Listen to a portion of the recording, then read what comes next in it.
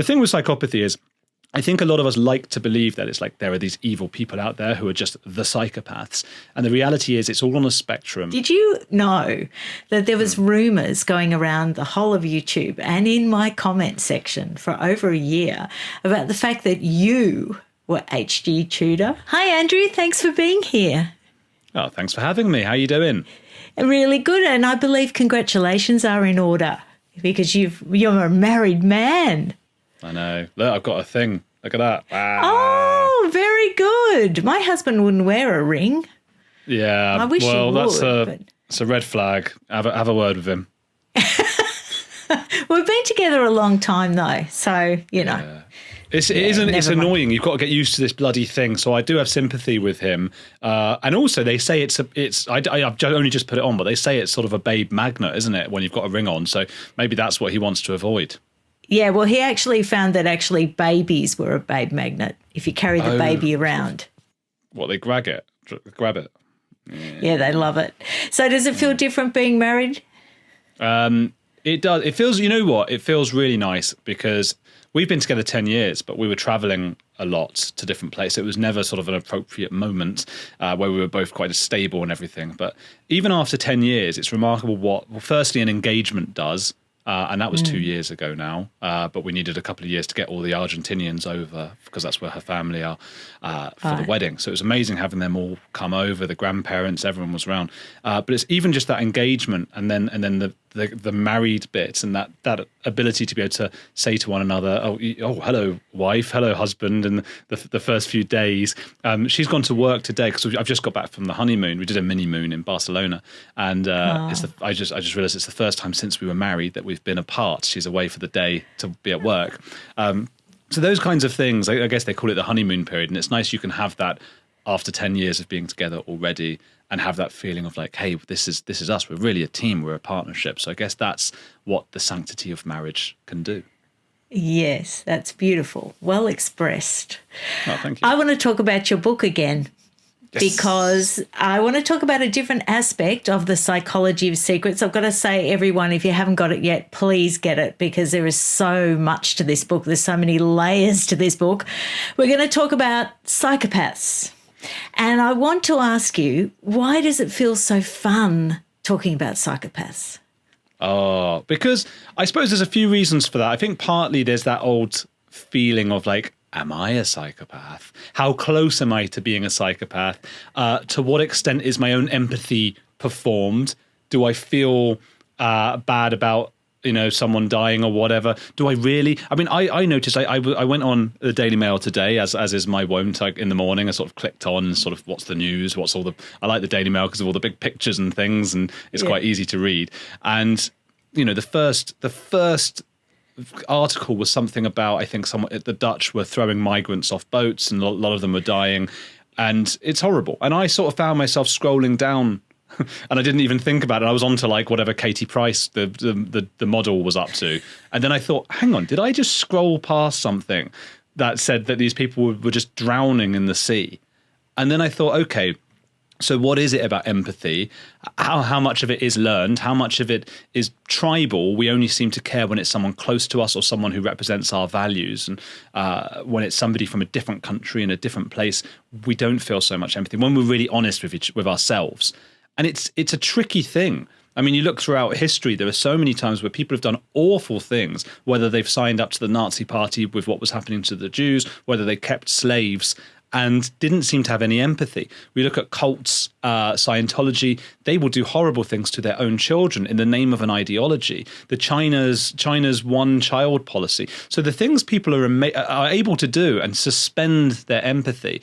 And I think it's really interesting, we don't want to think about our own potential evil or potential apathy in the face of horrific disasters and horrific things happening.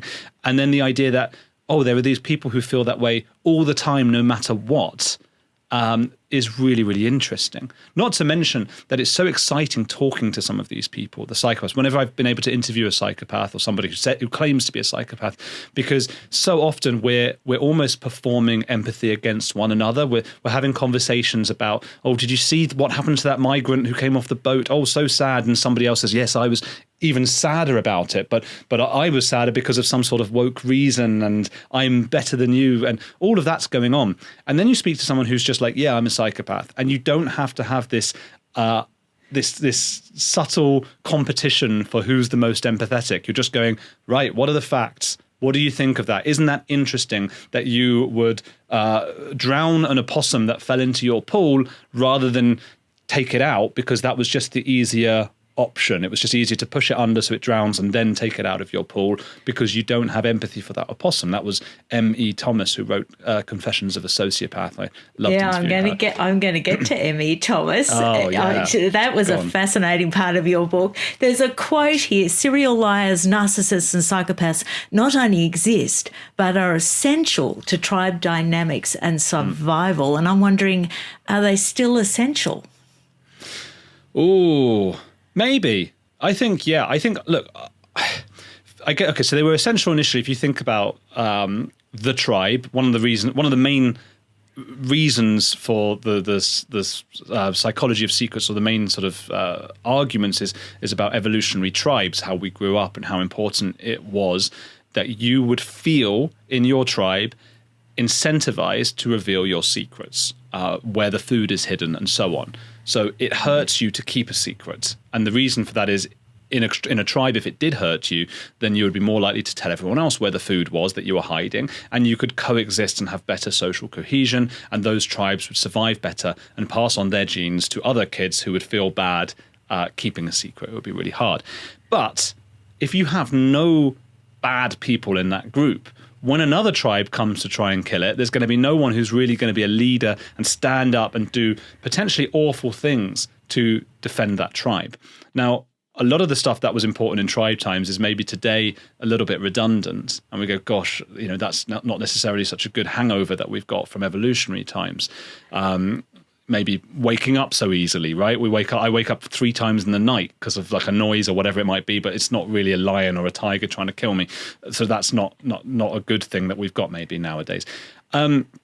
Nowadays, do we need psychopaths? Maybe, because there are times when the tribe itself, which is now, the tribe, what is the tribe with the internet? It's 8 billion social people. Media. Social media is the tribe. And there are times where we get caught up in what I was saying at the beginning, which is these sort of competitions for empathy. And it can lead us into really difficult places. It can lead us to start saying that magical things are happening to our bodies and all sorts of mad, weird things. And sometimes you need someone who is impervious to the peer pressure of the tribe, who just goes, I don't care. I'm a psychopath and I'm going to stand up and say, this is complete bullshit. And I'm going to fight for that. And it's okay to be against some of these ideas that are performative empathy. So I think that's why we might need psychopaths today. Yeah, that seems reasonable. And I also think that what you pointed out in your book too was that people want to seem to be good, so they won't get excluded from the tribe and so they won't get chucked out of the tribe. And then you take that and you extend it and you refer to virtue signalers. And I'm just wondering, and you even actually said, which surprised me, you said that sometimes virtue signaling is good because it sort of spurs fence sitters off the fence and into action. And you use the example of civil rights movement and also equality. But how do we know it's virtue signaling and it's just not a view that we just happen to not agree with? So we dismiss it under a heading, That's the $1 million question, or Australian dollar, or pounds, or whatever it is. We don't, and often we don't know until 100 years later, and you look back and you go, "What the hell was all that about? Why was that person so incentivized to start shouting about their empathy?" I think the first thing is I would say, and this is quite a nihilistic view, that we all are a little bit performative in our virtue signaling. Yes, we get very upset if you see like a dog drowning or something and you have that instant horror and you want to put it on Twitter or something like that. I understand that. That's not to look good. That's because you really are horrified by what's going on. But there are so many times where someone will put things on Twitter. I think I put in the book, there was an example of this woman who, there was a BLM stuff was going on and she tweeted something like... Yes, no, it was about the Will Smith hit, the slap. That's it. The Will Smith yes, slap. Yeah. And she said what is it? No, you say it because I can't quite remember, but it was something like... she tweeted, who doesn't need to have an opinion on this? me or something, or white people. 100% Caucasian or something. It was something like that. Yeah. And in doing so, it was like, well, you have just expressed an opinion on it. You're trying to say we're not supposed to talk right now, white people, but you did with this tweet, you tweeted out to your loads of followers, this big tweet that was your very big take on it, which was designed to show how empathetic and understanding you are of all the complex dynamics of race and the woke stuff and all of these things. And it was also accidentally, I think, making this into a race thing. Really, most of us who are not racist just saw one man slap another man. They both happened to be black. I don't think most people cared about that. But then this person obviously really does see color everywhere and made it into some sort of black violence thing. And like the only person who should talk about this are black people, whereas the rest of us were like, no, we're humans and they're humans. And one human slapped another one because of a joke. I love Will Smith and I still do, but he shouldn't have done that. It was an awful thing he did. But he was trying to defend his wife or whatever it might be. So I just think this was an example of somebody who really, there was too much virtue signaling going on and no attempt, I think, really to help or make a difference. It's so hard until you can look back through the lens of history to really know when someone really was just virtue signaling. This was a load of nonsense, or wow, in the 1950s, I'm sure they would have said with the civil rights movement, like, oh, come on, you just want to look cool and pretend that black people should have the same rights as us. And now you look back and go, well, that was, a pretty understandable grievance that they had. So that's the difficult line. And maybe virtue signaling shuts down all debate. Because it makes it that you can't have an opinion, because to have an opinion, then you've immediately done the wrong thing. Because that's what she did. She shut down all debate about it. Yeah, and so it's quite cultish. I mean, that's the thought-terminating cliche. And we see those in cults like Scientology. There are all sorts of ways that someone will just say, like, if you say something that's against Scientology, they'll just, you're a suppressive person. There's no way you can go from that. There's no response to that. You can't really say anything. And there are all sorts of these things. My body, my choice is one of them. And it can be used really well. But it's been used by both sides now. It's used by the abortion pro-choice side, and it's also used by the anti-vax side. So you've got both the people going, my body, my choice, and nobody can then say anything on top of that. And that's not to say anything about my political views. I mean, I've always been quite pro-choice myself, and I respect people who are pro-life. The vax thing, I don't even know much about it, to be honest. But it's interesting, you get these slogans and it completely shuts down debate.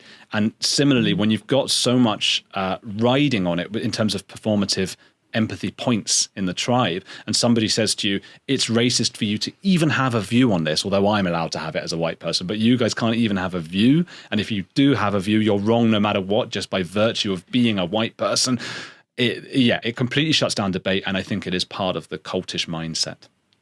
The only thing that worries me about those sort of labels, though, and also woke, the only thing that worries me about it is that once you label it, you've ceased discussing it. And it's sort of like the instruction I've given my own kids who are, young adults now. And I say, look, if you have to sort of dismiss someone with a label, then you haven't got an argument. You're not engaging in the argument. But I also get what you're saying in that really the debate has been shut down anyway. Like that's it. You get they won't listen anyway. Yeah. Well, you've got to a point where, like, you're absolutely right, by the way, and it's something I need to watch for. Is I try not to say to someone, "Well, you're just being woke. You're just being a white savior," or so on. And we do get reduced to that because we become quite tribal, and somebody starts doing it to you, so you come back at them going, "Oh, right, we're going to play this game, are we?"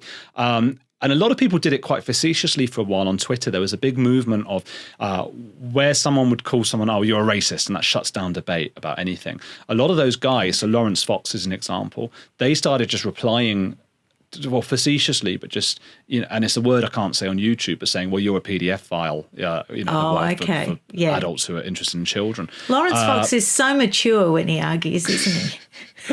It's mad, but he's obviously quite erratic. I had him on my podcast on Heretics, and it was great talking to him. And I think I saw it. It was very entertaining. Yeah. I think he's he's a very emotional and maybe damaged in some way person, and maybe that's a way to look at everyone. And I'd like to be able to be that empathetic towards everyone, and I don't always get there, But a lot of people did that, and I've been tempted to do it when I know I've been slandered as something that's so ridiculous to me, and I want to say, yeah, well, you're a PDF file. That's what if we're going to just throw out names like that. Yeah. So that's the tough thing, I think. And I think you're right. We shouldn't just call someone woke. They shouldn't just call someone racist. And that extends to relationships, as you say, with your kids or just like husband and wives. I mean, I noticed that early on.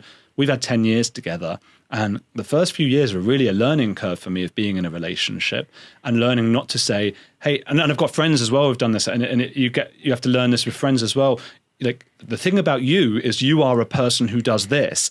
There's no coming back from that, rather than you did this thing and I didn't appreciate it. When you say you are that person who does that, you're just like, well, you've put me in a box. That's what I am. Great. Yeah. I also thought it was interesting when you said about the boat and migrants being thrown off the boat and the horror of all that, because I saw that article just waiting to come on with you. And I scrolled past it too. But my scrolling past was, now this is where I'm virtue signaling that I'm better than you, but it was the fear of feeling horror, the fear of feeling something that I can't do anything about. Yeah. It's like, why go through that feeling when I can't actually do anything about it? So I think that's why a lot of people scroll past. I don't think it's a lack of empathy. It's a lack of, I don't want to feel that because I can't do anything about it. That sort of hopelessness. Yeah, that's true. Yeah, that's true. But there is definitely an empathy or lack of empathy aspect to it. One of the things you're taught in journalism is a story is, especially in local journalism, a story is relevant the closer it is to home, because we know that humans react more to it. So you are taught from day one in journalism, there's like a graph that you can see that is like the bigger the story and the nearer it is to you. So a huge earthquake in Japan is less relevant to the Watford Observer than, a local school has a charity event. And you have to somewhat, you get in somewhere in between. The further away you go, and that is just because we grew up in these tribes and we are trained to feel less empathy for those people who look different, act different, speak different languages from us. Yeah. We definitely feel more empathy, most of us, for things that might happen in America or Australia or the UK than things that are happening right now in Singapore or countries that have different cultures and are different from us. Yeah, and I guess when I was young too, I didn't get to hear about all the world's ills. I just sort of read the local paper, read the national paper, and that was my world. And I used to flip past the foreign news section because, it wasn't interesting. So anyway, it's really different. I think we're just overwhelmed now. Now, Jon Ronson, your hero, wrote a book about psychopaths. And, well, one of your heroes. Is he still one of your heroes? Well, we had a bit of a disagreement, but then we met and talked about it. So, and I can't go because I've gone into it before, but I don't want to sort of get. You don't have to go into it. Yeah, I just thought it was pretty presumptuous of me to say that, but I think you said it in your book, actually. Yeah, that's why I said it. I think I did, and we had a bit of a disagreement afterwards, but then we met and had a coffee, and it's okay. All right. Well, the reason why I bring him up is about the Hare Test. Have you ever done, which is how you sort of determine sort of shared qualities that define a psychopath? Yeah. Have you ever done it? Yeah, the hair test, because people are looking at my out of bed hair now and going, is that what the hair test is about? No. It's 20 questions, and it's for people that don't know, 20 questions that sort of you do it and then you work out if you're a psychopath or whether you've got certain psychopathic traits or whether you actually are a prototype psychopath. And I just wondered if you had actually done the test and what your score was. Well, the first thing to say is in Jon Ronson's book, he says, if you're worried right now you might be a psychopath, then you're not one. And whenever I've met people who I've believed might be psychopaths, people devoid of empathy, who are not, like in the movies, murderers. I mean, some of them are, but most of them just sort of get about their lives and will do whatever they can to not look like they're a psychopath so they can get ahead. And I constantly panic throughout reading the book that I might be one. I'm very conscious of saying anything that might try and show me as an empathetic person either, because I'm just so tired of the performative and the competitive empathy. So I don't want to say that I'm any more empathetic than anyone else or that I'm particularly empathetic. But yeah, I'm very squeamish when I see something happen to an animal or something. I'm devastated and get very upset. And the idea of being a psychopath is really horrible for me. I think also you need to be able to ask these kinds of questions, to be able to be an interviewer like you need a level of empathy. You need to be able to not only focus on your interviewee and how they're seeming right now and how they're holding up, but you have to think about your average viewer the whole time. That's in the back of your head. You're juggling these things, and I think that really is empathy. And a psychopath would like to think that they've got it as well, and I'm sure they could get away with it in some sense. I think a lot of us interviewers might actually be more on the narcissism scale rather than psychopathy. The thing with psychopathy is, I think a lot of us like to believe that it's like there are these evil people out there who are just the psychopaths. And the reality is it's all on a spectrum.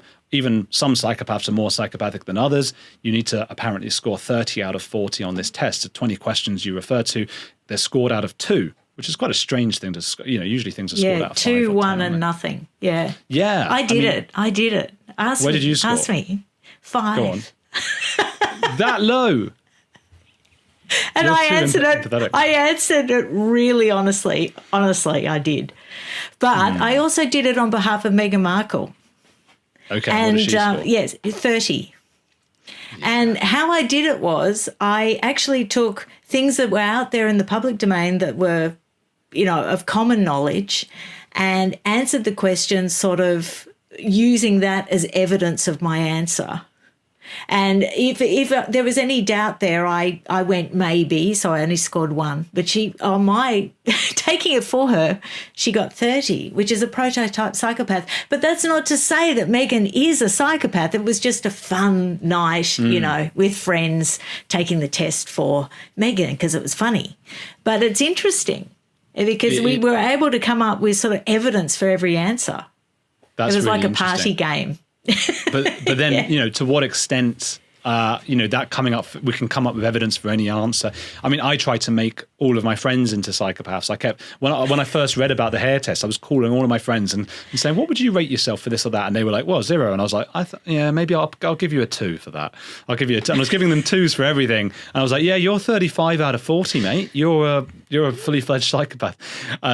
So these things are so subjective. I'm sure even qualified doctors would come up with totally different scores for every different person. I don't really believe my score.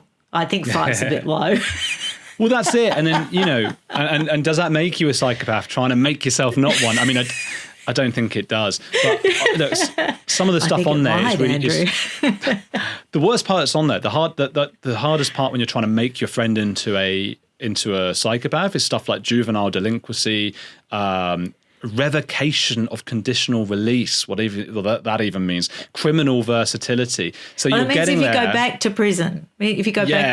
Yeah. I mean, so you have to have been in prison in the first place. So already, if you're talking to anyone who's not been in prison, there's already about 6 or 7 points you can't even get according to this test. So it's quite easy to get a high score, though.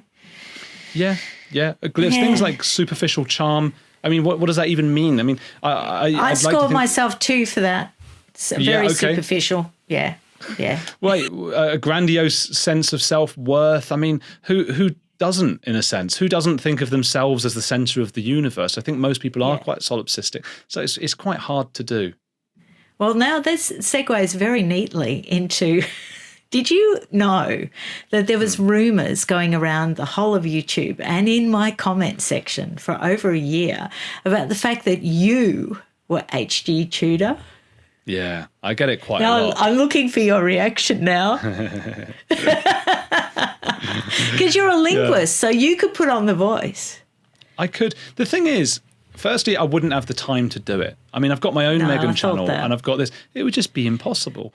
And secondly, I don't know that HG. I know it adds to this whole sort of dramatic thing. You never see his face, but YouTube is a video medium, so I don't know that I would ever have had the idea of like, okay, I'm going to pretend I'm someone else, and have a fake avatar, and that'll get more views.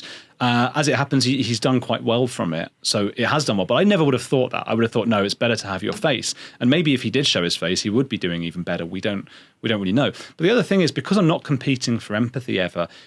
If it were to be revealed that I were a narcissist, I don't think it would actually affect my career. I'd have no reason to hide it. I don't know why I need to hide that I were HG Tudor. Now, for proper British people can hear that HG Tudor is putting on a sort of posh voice. Yeah, he's supposed to have a Yorkshire sort of bit of a Yorkshire drawl or something. That's the yeah. thing, I was going to also ask you or tell you, I noticed that on his website, in his About section, it said that I am a narcissistic psychopath. He actually states that on his website. Now, I reviewed one of his books, Idealised and Ignored, and a lot of his fans got really upset because I led with he's a narcissistic psychopath, even though he states it openly in his About section on his website. And it made me realise that a lot of people want to believe, yes, you're a psychopath, but not with me. That if I met you, you'd get the warm fuzzies and I'd be the one to cure you. And for me, you would feel for me. You know, that sort of fantasy thing that you can cure a psychopath. I really picked that up in the comments. But you interviewed him. So do you think he is all theatre, or do you think he's the real deal? I think he might be the real deal, only because he's quite rude in communications and things. He does things like I would say to him, look, I'm going to put the video out on my YouTube, maybe wait a couple of days and you can put some clips from it on your channel, so they're different things. And he'll say, yeah. And then I'll put my video up, and within a matter of hours, he's just put the whole thing on his channel, which affects both of them. They both won't do as well. So he does stuff like that. And then I'm a little bit like the scorpion and the frog, because, the scorpion who's the frog's going to take the scorpion across the water. It's the only way for them to get across. And then the frog says, well, don't sting me, though, because then we'll both drown. And the scorpion says, no, of course I won't. Halfway across the water, scorpion stings the frog. And as they're drowning, the frog goes, why'd you do that? We're going to die. And the scorpion says, because I'm a scorpion. Like, of course I did it. And I think that speaks to HG Tudor, really, because a couple of times I was like, bloody hell, what cheek to do that? And then I go, well, he did tell me. It's like it's written on the tin, isn't it? Narcissistic psychopath. He's not going to listen to me. So I didn't even get annoyed with him. I didn't even say anything, because what's the point? He is what he is. So I think he's the real deal. When you interviewed him, go on. Did you do small chat sort of after the interview? Was there any sort of... Not much. He's very brief. I've interviewed him a few times, and he's very brief, and he just goes, right, well done, that was very good, and he just goes off, which again doesn't give me much insight about psychopathy or narcissism necessarily. Just some people are that way. Some people want to talk for half an hour about the intricacies of YouTube and how we can all learn from each other and all these kinds of things. He's very brief in his communications. He writes a couple of words here and there. A lot of people will say, oh, he's not a real psychopath or whatever. And then you go, well, and I got the same with M.E. Thomas. And I think you're absolutely right that people almost don't want to believe they're fully a psychopath, or I don't know what. And with M.E. Thomas afterwards, everyone was saying, oh, she's not a real psychopath or whatever. And I'm going, well, this is a person who's lying about her whole life then to be a psychopath, which is a pretty psychopathic thing to do in that case. Whether she's actually a psychopath, I don't know. Whether HG Tudor is, I mean, he does seem to be the real thing. And I think you're absolutely right. One of the biggest concerns, particularly women who follow his show, they do, and I don't want to upset anyone who's listening, but I do think we anthropomorphize as we do with dogs. We go, oh, he's feeling a bit this or that. You're like, he's a dog. He's not thinking that, and I'm guilty of that as much as anyone. And I'm guilty of that with HG Tudor as well. Like, can I get some emotion and empathy out of him? Yes. And people are going, oh, he saved my life. And I think, obviously, there is a value, and people shouldn't stop watching him, because there is a value in actually learning from somebody who is the thing themselves, and absolutely fair play.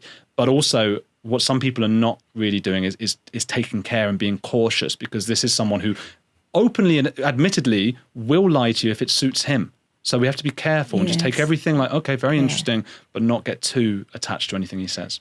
Yeah, you brought up M.E. Thomas, and I found that fascinating in your book. And I also found it fascinating that when you were interviewing her, in your book, you tell us a bit behind the scenes, and you say that you actually felt really threatened and wondering if you were actually going to get killed or something as the interview was going on. Like, you felt real fear when you were interviewing her. Now, tell everyone what happened a few days after the interview, and she rang you. Oh, no, she emailed. Well, emailed. This was it. It was a few weeks after, I think. I can't remember how I described it in the book, but she didn't want her face showing. So the whole interview, she's got sellotape on the webcam. So she's a bit blur. She's just a blur. You see like a figure moving around. But when you type in her name on Google, there's all sorts of pictures of her which show her. And she's always saying that she's extremely attractive, and people can be the judge of that. But this is the sort of grandiose sense of entitlement and all of these things. But I saw, this is what I do. I put the thumbnail up and all of these things, and I put someone's face in there, and because faces do well, people like to click on faces. And weeks later, I was out in the countryside and just got this message going, "What the hell have you done? You've put my face in there. You shouldn't have," and all this stuff. And I was, unfortunately, I was out in the countryside staying somewhere where there was just no Wi-Fi or 3G. Like, there was enough to get an email, but not enough to go in and change a thumbnail and do that. So I knew for 2 or 3 days I wasn't going to be able to change it, and that she was really angry with me. And I just thought, this is someone who I know is a psychopath. So if anyone's going to track me down, it's her. And she'd have no worry about getting me killed or whatever, as long as it didn't lead back to her and get her in trouble. And I was in a right panic for a few days. There was another guy, Dr. James Fallon, is another psychopath. He died, unfortunately, recently. I almost feel like I don't want to say unfortunately, because it's someone who wouldn't care if I died or anything like that. This is a psychopath. He's a fascinating story because he was a neuroscientist. And he was concerned, or he was interested, or I don't know, about his wife and his family and contracting or having amnesia or dementia, sorry. And so he did brain scans of all of his family, 10, 15 brain scans. And he didn't name them because he just wanted to see if there was anything common in the brains that suggested dementia. But what he found was, when looking through them, that one of the brain scans showed a brain pattern that was indicative of extreme psychopathy. So that's fascinating in itself, that you can actually tell from a brain scan if someone's likely to have psychopathy. And it's to do with the frontal lobe and a lack of this or that. I'm not even quite sure. Maybe the amygdala is slightly smaller than usual. But he said, bloody hell, this person needs to be off the streets. They can't have this person at large. And he asked his team, can you find out which brain scan this was? And they came back and said, that's you. Remarkable way at about 60 years old for him to figure out that he was a psychopath. And it all made sense to him. It finally made sense. And his wife sort of went, that's not a surprise. It all makes sense now. Oh, wow. That's terrifying, because if they can pick it from a brain scan, they're going to start weeding people out. Well, that's happening now. They're doing that research. Dr. Marvin Chun is someone doing the brain scan research, and this is a really worrying thing for the future. And I talk about it in the book as well, of course, about they are starting to be able to read brains and minds. You can now put people in scanners and see what they're thinking and looking at and things like that. And one of the ways that a lot of scientists want to start using it is for job applicants to be able to put their brain forward rather than a resume or CV. And you can say, hey, this is someone who's very clever. And they think it's a nice idea because they're saying this might be someone who didn't grow up with the same kind of education as someone else, but they're clearly very smart and all of this stuff. But what are the implications here? Wow. Yeah, because if he was to 60 till he found out or discovered that he was a psychopath, he never would have become a neuroscientist if that had been a way to weed out who got to go and study to be, that's terrifying. I think that's terrifying. Yeah. The other thing I wanted to bring up, you used it as a brilliant example in your book, was Amanda Knox. Mm-hmm. And I just thought it was so interesting because you said that she was basically convicted for looking guilty. And you really went into the story and told us a lot about that. But one of the interesting things was that law enforcement's no better at picking a guilty person than you or I would be. There's no special talent there or experience or wisdom there that leads them to be good at picking a guilty person. That blew me away. Because we like to think, again, just like we like to think, oh, that person's a psychopath, that person's not. And the world is much messier than that. We like to think, hey, at least there's these police people who can just see if someone's lying or whatever. Now, I did then find that they are slightly better, police and everyone, at picking out the obvious liars, the ones who are, it's called matched. If they have matched facial, so someone who looks guilty, maybe humans, we get it 50% of the time, even though they look very guilty, we're just not very good at it. And law enforcement will get it 70% of the time or something like that. With regards to mismatched people, so just anyone who's good at lying or just doesn't act the way you might expect, they are zero better than the rest of us. Like, they do absolutely no better than the rest of us. And there have been all sorts of tests to show that they are just simply not good at it. And unfortunately, we do get swayed. Judges get swayed. Prosecutors get swayed by how people look and act. And supercomputers are much better at predicting, for example, rates of reoffending, because they look just at the facts and they're not misled by how someone looks. So someone, looks and things are really screwing us. And Amanda Knox, of course, that was a big case. I know a lot of people watching will go, she's guilty or whatever, but that may be true. But if it is true, it's because of what she did, not because of how she looked. There were all sorts of things that happened, like she was spotted out the next day buying sexy lingerie, and people were like, oh, this is the mark of a psychopath. Why would she do this? And the reality was her house had been turned into a crime scene, so she didn't have any access to clothes, her own clothes. So she was out buying lingerie. It happened to be red, and someone caught a photo of that and said, oh, look at, there were so many things like that. And the reality, I think the reason I wrote about it in The Psychology of Secrets was just because we like to think we can guess what people are thinking and know what's going on in their minds. And really, we are really very bad at it. Yeah. And I thought it was fascinating too, the way you said in your book, I don't want to give too much away. You're going to have to buy it. And actually, but it's fascinating about Amanda Knox. When you actually interviewed her, did you go in there with the feeling, did you have any feeling one way or the other before you interviewed her? I felt that she was innocent because I'd watched the Netflix documentary. The Netflix documentary, it's just her name, Amanda Knox. It goes halfway, it does half the documentary where they basically convince you she is guilty. And then they do the second half, they unravel everything they've just set up. Now, look, it's a really complicated case. I find it staggering, the idea that this woman would just, out of nowhere, without any psychopathic history, she wasn't killing animals when she was a kid, would just go and start stabbing her roommate, who she just felt very, not that bothered about. It just doesn't add up. And then there's the DNA from this guy who went to prison in the end, who was a known burglar who had robbed loads of houses, and it's all around the room of Meredith Kircher, who was the victim. And you just go, well, hang on, this doesn't add up. And once they found that out, they were the prosecution, they were like, yes, Amanda teamed up with this guy who was this robber. And it's like, come on, that just seems too much to me. However, I know a lot of people watching will be getting angry and commenting saying, hey, no, there's this thing you've missed. There's this, there's that. And look, I respect that. If there's evidence this way and that way, it needs to be looked at. What doesn't need to be looked at is that she was seen kissing her boyfriend outside the crime scene and all those kinds of things, Yeah. I also found it interesting in your book, the opening scene, which I don't want to give too much away, but it's really confronting and really compelling. And I've got a bit of a different take about it to probably you, and I won't give too much away. But if you buy the book and actually read the first bit, I want to see if you might agree with me, okay? And that is, I think that first sort of case you talk about secrets, I think she might be guilty. I think that might have been premeditated. Oh my God. That's an interesting point. No one said that to me yet. I haven't even considered that. Well, see, I've read the book a few times now, and there's one sentence in there where, well, there's two things. She went walking down the alleyway, which I think is unusual, because why would you make that choice late at night when it said that she'd been attacked several times before? Mm-hmm. And then there was another sort of giveaway, was when she wouldn't give them the satisfaction. So even though she was being challenged by certain people that were going to do something, I'm not going to give away what happened, but she knew something was up and she kept walking because she wouldn't give them the satisfaction of running. Interesting. And I sort of thought, yeah, that's because you wanted to try out your new technique. And if you read the book, you'll know what the new technique is. It's pretty gross.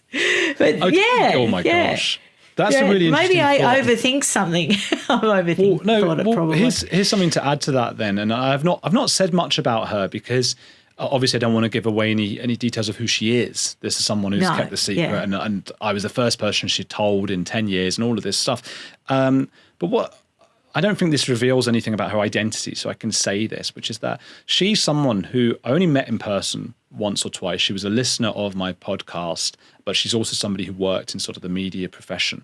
And when I did see her in a pub, her behavior was extremely erratic and overconfident. And she was basically chatting up a friend of mine, a guy, in a way that was like beyond even being funny anymore. It was aggressive. And to the point that this friend of mine was uncomfortable because he had a girlfriend, and she was going, yeah, but she won't do what I can do for you and all this. And she was saying this stuff in front of the rest of us who work in the same industry. It was quite remarkable.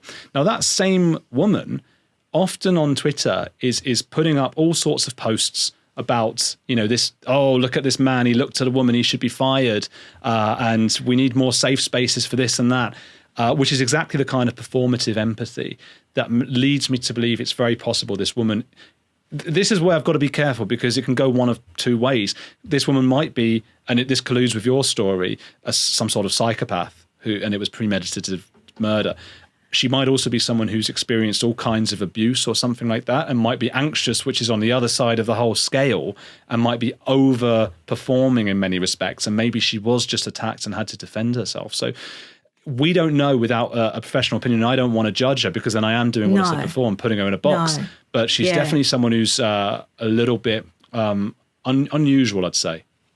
Yeah, that's fascinating. And your experience interviewing lots of different people that have been in cults and things like that, that shows, because you immediately think of that. And I didn't think of that, because I'm in this little bubble of life's all just pleasant and lovely and, not much horror sort of befalls me. And so I never think, well, yes, it could be a response to abuse or anxiety or, makes a lot of sense. I want to finish up this interview asking about Heretics, because it's just a blockbuster series. It's amazing. And I wanted to ask you, which guest has had the most impact for you so far in that series? So Heretics, just for those who don't know, I used to have this channel, just Andrew Gold. Well, I still have it actually, but I haven't posted for a while now. But it ends up being the Royals and Meghan Markle and that stuff, which I love doing, and I'm going to get back to doing some of that this week. But as you say, previously it was mostly cults. Whenever I did stuff about Hasidic Judaism, Scientology, everyone loved it. If I did stuff about Islam, everyone said, you're a racist. If I did stuff about some of the trans stuff, woke stuff, whatever, people were very angry with me, even though I saw a lot of the same cultish elements in those ideologies, and all ideologies. So Heretics has become a sort of response to that. It's the anti-woke stuff. It is a bit culture war heavy. And it's been fascinating for me to get to speak to a lot of people who I thought were just the baddies. They were suppressive persons. And you get to meet them, and yes, some of them really are that way. And then some of them you go, this is someone, again, who's maybe been damaged. They've been hurt by the mainstream. They've been kicked to the outside. And the rest of us just go like, well, look at that bad person. It's such a human reaction. And we can't even imagine that they might have been right. They might have, no matter how many times this happens throughout history, that someone speaks out against the mainstream. Let's say the mainstream was slavery or whatever. Someone speaks out, they're kicked to the curb. And everyone inside, well, it's the easiest thing is just to go like, what a bad person that person was. And to actually engage with them, as many of my viewers do, and I'm so happy so many do, is to be courageous often. It's a fine line between that and then also just being some sort of right-wing lunatic, you don't want that either. So I suppose I really enjoyed, there's two. There's a recent one with Laurence Fox that I really enjoyed, because Laurence Fox is someone, again, he's someone that I'd probably made my mind up about before knowing who he was. And look, he burns the pride flag, right? That's extreme. And that's something that I had a go at him for, and he explained himself. And look, people can listen and watch, and I think what I want people to take away from that is you might still disagree with him after what he says. I think I probably do, and I said that to him. But what does become apparent is this is not just a cartoon baddie who's just, I'm bad, mwahaha. This is someone who's thought through his political position and really believes there are horrors on that other side. The other really interesting one for me was the conversation with a black woman footballer, soccer player called Eni Aluko. Oh, thank you. Because she is, everyone said to me, you've got to get the other side on. You have to have sort of a woke person on and have that conversation. And I was so open and willing to have a productive conversation with her and to see where her mind would take her and try to understand her side. And try to really go like, oh, that's what they believe. That's what it is. Because, for example, the trans thing, I really want to understand. And I always say to these people, hey, just tell me, okay, so a man is a woman. I love that. Interesting. Tell me what some of the traits are. Tell me what some of the characteristics are that make this man a woman. What are some of the women traits? And I've never had an answer to it. And people go, oh, you're misunderstanding or whatever. Well, explain it. Because if you can't. So anyway, I was interested with Eni. It was a conversation about diversity. I stopped working at the BBC because they said to me, every production company said to me, you're a white man, we can't have you in front of the camera now because all the people coming through have to be from minorities. So I had this whole discussion with her about, is this a good thing, is it a bad thing?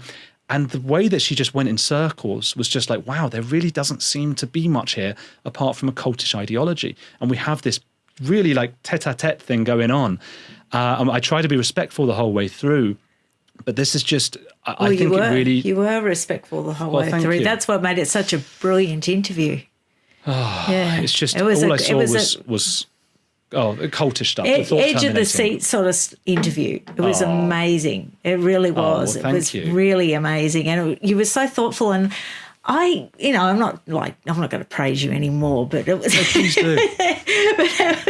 it was really compelling. If you haven't seen it, you've got to see that one. Finishing up with, who is your dream guest? That you haven't got yet. There's a few, right? Because I've been trying to get Robbie Williams because I know him now. I've interviewed him on my old episode, my older sort of podcasty stuff, but it was online. And then I've become quite friendly with him chatting, which is a dream for me because I love him. But whenever I say, if we're having a chat on the phone, whatever, like, mate, you got to come on the podcast. He's always like, yeah. Mate, I've got to go. And he just gets, so I just can't nab him down right now. But he'd be really good just in the whole sort of culture wars thing. I don't think he's particularly political or anything like that. But he said one of my favorite ever quotes because he was criticized for performing in Qatar. And he was also criticized for performing in Russia. And he was criticized for performing in Israel, all these places. And he said, look, if I'm going to boycott places where there might be human rights abuses, then I can't perform in my own kitchen.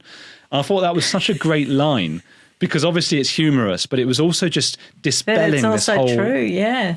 And the empathetic, the sort of competition for empathy, he was going, I can't be bothered with it. I'm a human and I'm flawed. And I love that. And I thought he'd be really good. J.K. Rowling, Ricky Gervais would be good. And yeah, that's those ones. And I want to mention I'm starting a Substack as well. Can I mention that? Yes, do. Just to say, the only issue I've got with my Heretics channel is that for the videos to do well, and I'm sure you'll relate to this, you have to put sensationalist titles and thumbnails. And people get upset with it sometimes. They say, that was such a nuanced conversation. I can't share it with my friends, though, because you've put, woke people are the death of civilization, or something like that. And I go, I feel you. That is the bane of my life right now because all I want is to frame these as really nuanced titles. But you do it. I've tried it time and time again, and you get like 1,000 views. And then you put something quite sensationalist, you get 200,000 views. And then you can afford, with the money from the ads, which is not very much, you can afford just about to actually run the channel. And people don't realize that. So I'm starting a Substack. It's just going to be called, just go to Substack, Andrew Gold Heretics. It will just be on there. And it's a way to be able to have people paying to support the podcast so that I can have nuanced titles, at least there, writing about these kinds of things, secrets. All right, well, we're going to hold you for that. If we go over to the Substack and we join up, okay, we want to see no clickbaity titles. Let's see how it goes. Because if people aren't clicking on them, then you have to make the titles better. Otherwise, you're just writing into the wind. That's true. It's a balance. Thank you for joining me. I love chatting to you. I hope you come back on again. If I sort of beckon you and promise to talk about your book again, will you come back on? I'll probably keep coming back on, especially because in about 6 months. I'll do it. Look, last time I was on, it was only a month ago, and you could see the book, The Psychology of Secret. You can look on Amazon.co.uk, and it said it goes up and down. It's like number 100,000 in the list right now of went on yours, and within a few hours, it was up to like number 1,000 or 800 or something. It had gone right up. So really? People really do go and buy stuff. Where's my cut? I know. Well, you need to get an affiliate link, which you could sign up to an affiliate link on Amazon. But seriously. And then you put the link to that in your comments. So everyone who clicks on it, you get like 5p or something. Yeah, I know. But I've got a thing about affiliate links for books because I review books. So I don't do affiliate because I want to be able to really say what I think. Good point. But you should still do it. Oh, it's so mercenary. It's just grabbing money. Money's money. Thanks, Andrew. Gotta live. Yeah, that's true. Yeah, you're welcome. Thank you. Okay. See ya. Bye. See you.